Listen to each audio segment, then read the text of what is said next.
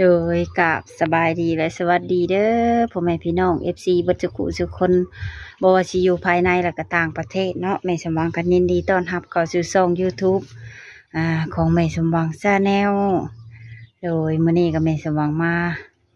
เดินทางมาสัมภาษณ์สาวโสดอยู่บ้านใกล้กันนี่แหละเนาะทุกคนโดยสื่อเสียงเรียงน้ำเพิ่นจังใดก็ยังบ่ฮู้จังหน่อยจังเข้าไปโอ้ไปลมกับเพิ่นเนาะทุกคนแต่ก่อนอื่นเนี่ยแม่สมหวังก็ฝากกดไลค์กดแชร์กดติดตามให้ช่องแม่สมหวังชาแนลนี่เด้อทุกคนเด้อโดยที่แม่สมหวังห่างหายไปนี่ก็หลายวันเติบเนาะทุกคนโดยวันนี้ก็แม่สมหวังก็เลยมาถ่ายคลิปสาวโสดให้ FC เบิ่งก่อนว่าบ่ได้ลงคลิปหลายมื้อแล้ววันก็ต้องกราบขอโทษขออภัยน้ำหลายๆเด้อเนาะโดยมื้อนี้มาสัมภาษณ์สาวโสดกับเฮือนเพิ่นก็อยู่ใกล้ทุ่งนาเนาะแหนเบิ่งนะทุกคนมีแต่เขาพวมเหลืองพวมกำลังพอเขาเหมาเนาะเขากำลังเหลืองใกล้สิได้พอเกี่ยวแล้วแหละเนาะในการสัมภาษณ์สาวโสดนี่ถามว่าแม่สมหวังเว้าบ่สุภาพหรือว่าเว้าลูกจกลูกจิกว่าผิดพลาดประการใดแม่สมหวังก็ต้องกราบขอโทษขออภัยนำหลายๆเนาะโดยก็บ่ได้มีเจตนาแนวอื่นเนาะเพียงแต่อยากให้ FC ได้เบิ่งแล้วก็มักก็แชทมาติดต่อมาแม่สมหวังก็ยินดีให้เฟซให้ไลน์เนาะทุกคนโดยก็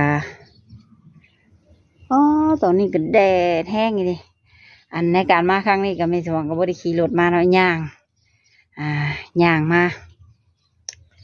เพราะว่าขี่รถมานี่ต้องได้โค้งไกลเติบกับประมาณจะเกือบชั่วโมงขี่มาอันนี้เฮาลัดทงนามา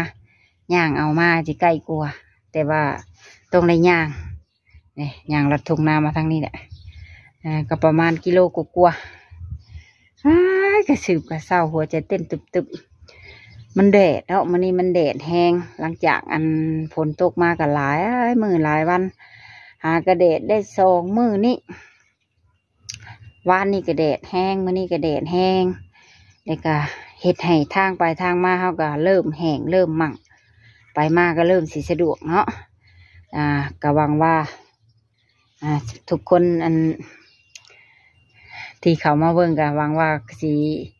เป็นกำลังใจให้แม่สมหวังในเด้อเนาะโดยก็อย่าลืมกดไลค์กดแชร์เพื่อเป็นกำลังใจให้แน่เนาะโดยทางว่ามีโฆษณาขึ้นก็เบิ่งให้แม่สมหวังในเด้อทุกคนเด้อโดยก็เพราะว่ามีรายได้พอได้ซื้อบัตรเติมเงินไว้ลงคลิปให้ FC ได้เบิ่งเนาะโดยก็โอเคเพราะว่าหลายอย่างห่างเนาะเฮาไปเบิ่งไปชมสาวโสดน้ำกันเลยว่าเพิ่นมีชื่อเสียงเฮียงนามจังใดอายุจักปีเนาะสเปคเพิ่นเป็นจังใด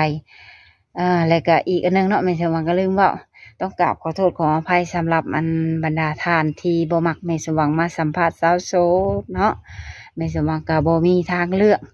คลิปอย่างมีแม่สมหวังกับไปถ่ายไปลงให้ FC เบิ่งจักสิว่าสายบุญจักสิว่าสายสาวโสดเปิดใจแม่สมหวังก็ยังบ่เข้าใจตัวเองคือกันว่ามีแบบใดแม่สมหวังก็ถ่ายลงเป็นว่าร่วมฮิตใช่ปะเนาะก็จะว่าได้ก็จะว่าสายบุญกับบ่แม่นก็จะว่าสายโสดก็จักอย่างแบบใดแม่สมหวังก็ถ่ายสอนนักเรียนนักห้านแม่สมหวังก็ถ่ายให้ชี้เบิ่งโดยก็โอเคเนาะไปเบิ่งไปชมสาวโสดน้ำกันเลยโดยตอนนี้ก็มาฮอดสาวโสดเป็นทีเรียบร้อยเนาะทุกคนสบายดีนางโดยสบายดีโดยก่อนอื่นก็ขออนุญาตถามชื่อเสียงเรียงนามก่อนเนาะโดยชื่อมาจากไหนนะชื่อแพทย์ยามอย่างกูเพื่อนมาถ่ายไม่ได้เห็นที่นางอยู่เหมือนนี่ที่อยากรู้เอาไม่เหรอเอาไปแล้วเอาไม่นะถามต่อแล้วถามต่อไปเลยสบายดีไหมปะอันนึง2 3โดยสบายดีโดยสบายดีโดยขออนุญาตถามชื่อเนาะชื่อจังไดนะชื่อแพทย์ สระแอดพอแพทย์เอาทุกคน แพทย์หมอนะโดยจักปีแล้วอายุจ้านะ18ที่เขา19แล้ว อันเปิดใจวะโดยแม่สมหวังก็เห็นช่องอื่นมาถ่ายก็เลย มาถ่ายน้ำเพิ่นเนาะโดยเป็นจังไดมีคนคุยหรือบ่มีกับบ่หลายมีกับบ่หลายค่ะมีสเปคอหยังแล้วหรือบ่มีแล้ว เป็นจังไดสเปคสูงต่ำดำขาวบ่เป็นนี่ได้โอ้ยมักแบบใดขาวกับบ่ขาวปานใดสูงกะบ่ประมาณ160นี่ก็ได้ไป อันมักคนมีอายุประมาณจำได้จ้ะ30-40นี่ก็ได้จำกันบ่เอาบ่สมมุติเพิ่นมีผู้ถามก็ได้คือกันติ อันแถวบ้านเฮานี่บ่มีบ่สิผู้มักนะบ่เจ้าบ่มักเพิ่นหรือเพิ่นบ่มักจ้ะบ่ทั้งสอง บ่ทั้งสอง ผ่านมาเคยแต่งงานแล้วบ่ยังบ่เคยแต่งงานจักเทื่อโดยอันเจ้าก็เข้าโรงเรียนอยู่บ่บ่ได้เข้าโรงเรียนบ่เคยเข้าโรงเรียนจักเทื่อบ่บ่ได้เป็นหนังสือบ่เป็นตกตำตายผ่านมาเคยไปทำงานอยู่เมืองไทยอยู่บ่เฮายังบ่เคยไปใส่อยู่แต่น้ำพ่อน้ำแม่ยังบ่ห่างเก็บพ่อแม่ซ้ำนะจะมีไอ้น้องคิงกี่คนใช่นะก็มีหลายคนอยู่มีอ้ายมีเอื้อยบ่โดยเอื้อยน่ะ3อ้าย2เป็น5 6ทั้งเจ้าบ่โดยเจ้าเป็นลูกผู้ที่เท่าไหร่จ้ะเป็นลูกผู้ที่6ลูกหลาเฮ้ยเนาะโดยเป็นลูกหลาโมชุดทองเนาะลูกสาวละโมนขอนในแต่เก่านะลูกสาวละ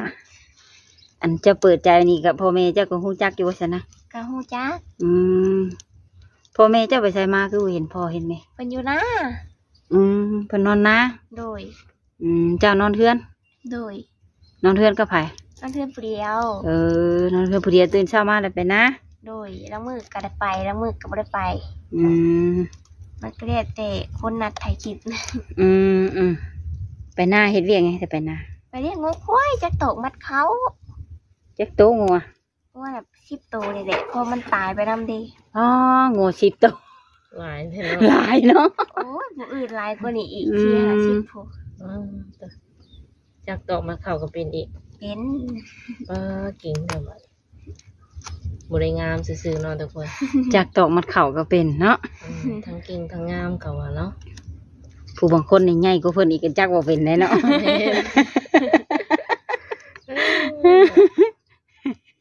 ถือว่าเก่งเลยนี่เนาะแม่บ่สอนให้กะเบิ่งเพิ่นจักแล้วเฮาก็ให้ลองเฮ็ดเบิ่งบัดนี้แล้วก็ได้ใส่ได้เลยโดยในน้องหลานนี่มักผู้บ่าวทางใดเนาะทางใดก็ได้ทางลาวก็ได้ทางไทยก็ได้คันว่ามีผู้มักแล้วนี่คันเพิ่นขอเพิ่นแต่งเมื่ออยู่เฮือนเพิ่นเจ้าก็สิเมื่ออยู่บ่นะก็บ่ปานใดเนาะเพราะว่าเฮาเป็นสาวหลาเด้ก็ต้องอยู่นำพ่อนำแม่หมายความว่าเจ้าอยากได้ผัวอยู่แต่ว่าอยากอยู่นำพ่อแม่โดยก็บ่มีผู้นะอยู่นำพ่อแม่หมายความว่าเพิ่นอยากอยู่เลี้ยงพ่อเลี้ยงแม่เนาะโดยแสดงว่ามีผู้ใหญ่ใจดีหรือว่ามีผู้เพิ่นมักเพิ่นหักเพิ่นแพงเจ้าเพิ่นอยากมาลิ้นมาเที่ยวหาเจ้าสิได้อยู่บ่นะได้มาได้ยินดีต้อนรับเนาะโดยอาชีพเพิ่นก็เฮ็ดไร่เฮ็ดนาเป็นประชาชนธรรมดาเนาะโดยบ่ได้เคยไปเฮ็ดเวียกค้าขายไงมือในแบบอยู่จากโรงงานบ่แถวในเมืองเฮานี่ชิโนบ่เคยไปตั้งแต่เกิดมายังบ่เคยไปใส่เช้ากระจมบ้านนอกอยู่เป็นอะไรคือบ่ไปมันแบบเฮาบ่มีหนังสือแล้วก็บ่กล้าไปหักโทรศัพท์ละ10เจ้าก็มีลิ้นอยู่บ่ล่ะมีแล้วสมมุติเวลาเพิ่นแชทเพิ่นหยังมาเจ้าเฮ็ดได้สิอ่านเป็นค่ะเฮาก็บอกเพิ่นว่าอ่านหนังสือบ่เป็นส่งเสียงอัดคลิปเสียงเอาเนาะโดย โทรเอาไปนั่นกันเนาะ โดย ถือว่าสื่อสารกับเพิ่นได้อยู่อัดคลิปเสียงเอา แต่พิมพ์มานี่แล้วเลยเนาะ โดย ถือว่า ตะกอตามตายว่ะ สมมติว่าเพิ่นเป็นพ่อห้างพ่อหมายอหย่างวันนี้เด้เจ้าสิเอาเพิ่นอยู่บ่ซะ ก็ได้คือกัน ก็เพียงคุยถือคอกันนะเนาะ โดย เจ้าออกมาเปิดใจบางทีหลายคนก็อาจสิคิดเนาะเจ้าออกมาเปิดใจเพื่อว่าอยากได้คนคุยบ่หรือว่าอยากได้เอาตรงๆเนาะเพื่ออยากได้ผัวไปเลยบ่แบบนี้บ่นี่แหละ ก็อยากได้แบบผัวไปเลยเพราะว่าหาคนเกี่ยวเขาจะนำซอย ใกล้ยามเกี่ยวข้าวแล้วเนาะ โดย คุมื้อนี่อยู่ในเฮือนเจ้ายังมีจักคนสิเฮ็ดเวียกเฮ็ดงานช่วยพ่อแม่ ยังมีอ้ายแล้วก็2 คนแล้วก็มีเฮาใกล้หันเพิ่นออกครอบครัวหมดแล้ว เพิ่นออกเฮือนเบิดเลย โดย ไปเป็นครอบครัวไผมันเนาะ โดย ถามต่อชาวบุญเปียง โดยคือถามว่าเพิ่นอยู่ใกล้แต่ว่ามักหักกันนี่แบบ เพิ่นมาอยู่น้ำเฮาบ่ได้เลยจ้ะน้องอะแต่ว่ามักดีนะ เที่ยวไปเที่ยวมาก็ได้ ยันว่าเน้นที่แบบ มาอยู่ เฮ็ ติ ดนาเป็นอย่างเดียวแม่นคือว่าต้องเอาคนที่เฮ็ดไร่เฮ็ดนาเป็นเท่านั้นบ่ต้องมาอยู่เฮือนเป็นประจำอย่างซี่นะ โอ้ย จ้างเอาเนาะ โดย ถือว่าได้เนาะทุกคน สรุปรวมแล้วบ่ไปอยู่บ่ได้แต่ว่าเที่ยวไปเที่ยวมาได้ประมาณนี้บ่ แม่เพิ่นว่าไปอยู่ได้ถามว่าจัดการเวียกงานทางนี้แบบว่า เรียบร้อยก่อน แม่น สิหมายความว่าแล้วให้แล้วหน้าเนาะ แม่น โด เลย ย แล้วให้แล้วหน้าเบิดเวียกเป็นงานแล้วไปได้ วันยามเกี่ยวข้าวก็มาเกี่ยวข้าวแล้วก็ไป โดย คือเอาง่ายๆหน้าเพิ่นนี่ก็บ่ค่อยหลายปานใดเนาะ โดยบ่เฮิงดอก 30 ศอกหนึงก็สิประมาณที่ ได้ กว่า โดย ได้จักสอบเขานาจะแต่ละปี ประมาณ3-40นี่แหละ ก็บ่โดนบันไดดอกเนาะชาวคนเปียง โดย คันมาดำนี่ก็ประมาณ2 ทิศคันแม่นดำเองนะคันแม่นจ้างนี่ก็ 2-3 มื้อเท่านั้น 2-3 มื้อก็แล้ว มีเงิน ยากแล้วซะเนาะ โดย บ่เป็นอุปสรรคเนาะ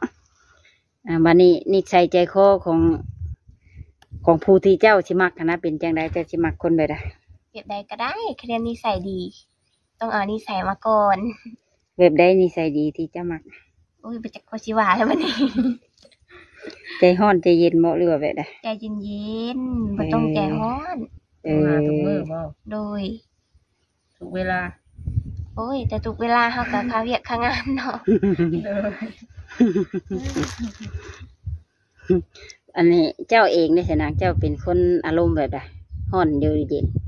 ก็ฮ้อนอยู่หน่อยหนึงเนาะ ว่าเย็นก็บ่เย็น ว่าฮ้อนก็บ่ฮ้อนจักเฮ็ดได้ปานกลางนั่นแหละ บัดนี้เวลาเจ้ามีแนวบ่ถูกใจเจ้าแสดงอาการออกแบบใดแบบอยากห้าอย่างหยังอะนะ เฮาเป็นคนบ่แสดงอาการเนี่ยเงียบๆไปแล้วเลยเนี่ยบ่มีใครสังเกตจักดอก ถ้าอยากให้ ถ้า ก็ มาอยู่กันถึงๆนะจังฮู้นิสัย โมเมนต์แบบโวยวายเว่าบุดปูดเป็ดโมเมนต์แบบนั้นติ บ่เอาเลยนะ คนเบิดคนบ่โวยวายทุกคนเลย โดย มันนี่สมมุติถามีผู้บ่าวมามักแล้วเพิ่นโทรหาเจ้าเรื่อย โทรถามนั่นนี่ว่าอะไรกับมือหนึ่งโทรหลายรอบประมาณ4 เทื่อ5 เทื่อเจ้าก็มักอยู่บ่แบบนั้น โอ้มันก็มื้อหนึงเฮาก็ค่าเวียกค่างานหลายเนาะส่วนหลายก็สิสะดวกคุยกลางคืนเพราะว่ามันบ่มีเวียก ช่วงกลางเว้นเฮาคาเวียกเนาะ โดย กลางเว้นเพิ่นเฮ็ดเวียกทุกคนเลยก็สิโทรได้อยู่หากแต่บ่ดนประมาณดำเล็กดำน้อยประมาณนี้วะนะ โดย เฮาก็บอกว่าค่าเกี่ยวข้าวเด้อก็ได้วะเนาะ โดย ตั้งแต่เปิดใจมานี่ก็มีคนเสร็จมาโอ้มาลมอยู่บ่ ก็มีก็บ่หลาย มีผู้ถูกใจแล้วบ่ ยังบ่มีเทื่อ หลายแล้วบ่คนโทรมาลมบ่ ก็หลายอยู่ ส่วนใหญ่สิเป็นคนทางใดค่ะ ทางไทยหรือทางลาวต่างประเทศ ต่างประเทศนี่เพิ่นเว้าภาษาหยัง ภาษาลาวเพราะว่าคนลาวไปอยู่ต่างประเทศนั่นเด้ เฮาก็โทรได้เนาะเว้าได้เนาะคนลาวไปอยู่ต่างประเทศพันสรุปรวมแล้วตอนนี้ยังว่างบ่นะ โดย ยังว่างยังโสดเนาะ โดย เพิ่นโสด100%ทุกคนเลยยังบ่เคยผ่านการแต่งงานจักเทื่อ18 ปีกำลังสิย่างเข้า19เนาะ โดย แต่ว่าเพิ่นน่ะบ่เคยเข้าโรงเรียนทุกคนเลยอ่านหนังสือบ่เป็นถ้าไผสิติดต่อมาก็มีแต่ส่งคลิปเสียงมาเนาะ โดย เพิ่นก็สะดวกคุยพอห้างพอหมายเพิ่นก็รับได้ขอเพียงคุยถึกใจบ่นะ โดย อายุเพิ่นสิประมาณเท่าไหร่ก็ลืมเลยกิน 30-40 30-40 ถ้าหาชีพ60กับคุยเบิ่งก่อน 50-60เพิ่นก็คุยเบิ่งก่อน โดย คันถึงมุกถึงใจก็จังว่ากันอีกทีเนาะ โดย หลายช่องอยู่บ่นางมาถ่ายจัน กะหลาย มื้อนี้มีบ่คนมาถ่าย มี จักช่องแหละ 4ช่องนี่แหละเฮาก็บ่ฮู้ชื่อเพิ่นเนาะ มื้อนี้ก็ประมาณ4ช่องแล้วเพิ่นอยู่เฮือนย้อนเพิ่นมีนัดเนาะ โดย มีนัดถ่ายคลิปปกติก็แม่นอยู่หน้าบ่นะ โดยปกติก็อยู่หน้า ค่ะเปิดใจไม่และอยู่เฮือนเนาะ โดย หน้าไก่บ่นาน่ะ โอ้ยย่างเป็นชั่วโมงยังบ่ฮอด ย่างเป็นชั่วโมงอีกนะ ขามหวยบ่ โอ้ยหวย3หวยผู้ หวย3หวยอยู่เฮือนเจ้าก็มีรถจักรรถไถอยู่บ่นะ มีแต่รถไถรถจักรบ่มี บ่เคยมีจักเทื่อบ่หรือว่ามีแล้ว บ่เคยมีจักเทื่อ นี่ก็อยากได้อยู่แต่บ่มีซื้อเพราะว่ามีรถจักรไปใส่ก็ง่ายเดีเพราะว่ามันสะดวก บัดนี้สมมุติเจ้าอยากไปในเมืองไปตลาดซิเนาะซิโนจะเฮ็ดได้ซั่นนะ ต้องหาหมู่พาไป เพราะว่าเฮาบ่มีรถเด้เนาะ เนาะ เจ้าก็มักไปลิ้นไปเที่ยวกลางค่ำกลางคืนอยู่บ่ บ่แต่นอกจากเฮาไปเล่นเพื่อนหมู่เพื่อนคู่ถ้าปาตกปาร์ตี้แล้วบ่เคยไป เดี๋ยวกินเมาแม่อยู่นอกอยู่อย่างอยู่ห้านอาหารบ่เคยไปตินะ บ่ถ้าไปก็มีแต่กลางเว้นไปหากินตำ ไปกับหมู่นั่นเนาะ โดย เพราะว่าเฮาบ่มีรถเป็นของตัวเองเนาะ โดยถ้ามีรถเป็นของตัวเองก็สบาย ไปเดียวก็ได้ เจ้าบ่ได้คืออยากไปหาเงินเมืองไทยบ่นะ คือจะไปอยู่แต่ว่าพ่อแม่เพิ่นบ่ให้ไปเพราะเฮาบ่เป็นหนังสือเด้ พ่อแม่เป็นห่วงเนาะ โดย อันเป็นหยังขออนุญาตถามเนาะเป็นหยังเจ้าคือแบบบ่ได้เข้าโรงเรียนตะกี้จ้ะนะ เพราะว่าพ่อแม่บ่มีเงินส่งเขาเรียน พ่อแม่บ่มีเงินส่งเขาเรียนกันนะ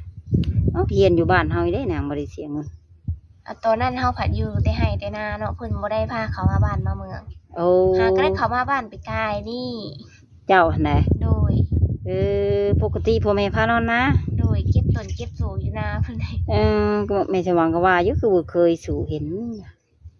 ส่วนหลายนี่สิว่ามีคนฮู้จักดอกเพราะว่าเฮาหาก็เขามาบ้านไปกายนี่เด้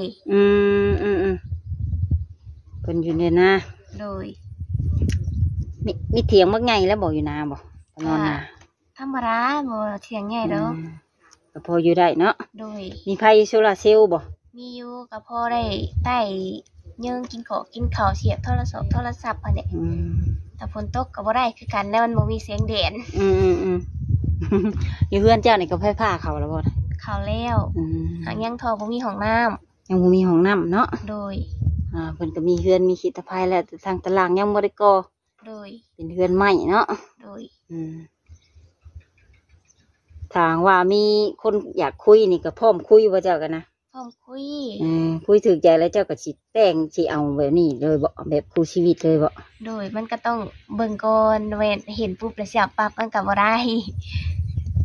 ต้องคบหามึงก่อนเนาะ โดย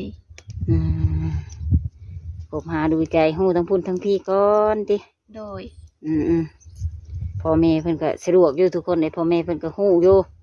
โดยก็โอเคเนาะนะบ่เว้าหลายอย่างว่าถามเพิ่นว่านี่ก็หลายเติบโดยก็สิได้แม่สมหวังก็สิได้ขอตัวกลับก่อนเด้อบัดนี้เด้อนางเด้อโดยก็ไว้พบพ่อกันใหม่ในคลิปหน้าสบายดี สบายดี โดยก็โอเคนะทุกคนสำหรับคลิปนี้ก็แม่สมหวังสัมภาษณ์สาวโสดแล้วเป็นทีเรียบร้อยเนาะทุกคน ก็ฝากกดไลค์กดแชร์กดติดตามให้ช่องแม่สมหวังชาแนลนี่เด้อทุกคนเด้อถามว่าผิดพลาดประการใดแม่สมหวังก็ต้องกราบขอโทษขออภัยนำเป็นลายโดยก็แม่สมหวังก็ขอขอบใจทุกท่านที่เข้ามาเบิ่งแต่ต้นจนจบเนาะ